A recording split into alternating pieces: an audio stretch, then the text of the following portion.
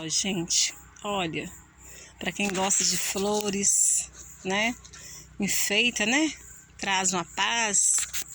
Olha como é que Deus é maravilhoso, né? Lembra lá da palavra de Deus quando fala dos lírios do campo, né? Essa aqui acho que é a Açucena que ela chama, e ela gosta assim de ficar num lugar mais quente também. Ela é linda, né? Aqui é o quintal da minha tia Rita, uma pessoa que a gente ama bastante. Ela ama flores também. Aí ela gosta de ter no quintal dela, né? As flores. Olha que beleza, pé de algodão, né?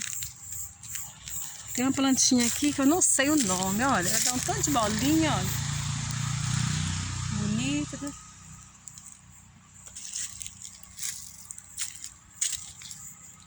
Quintal aqui tem bastante plantinha bonita.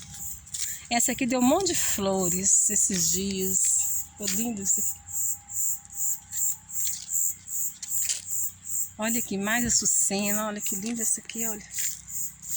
Olha, ficou num lugar maravilhoso. Olha.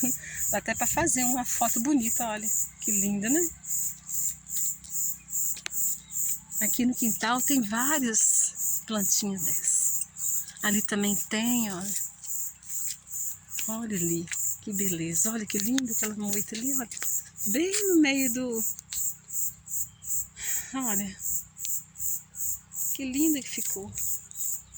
Deus é perfeito, né, gente? Só faz coisas lindas. Natureza, bênçãos de Deus, né? A gente tem muito a agradecer a Deus por tudo que Ele tem feito por nós e fará, né? Olha que maravilha, olha.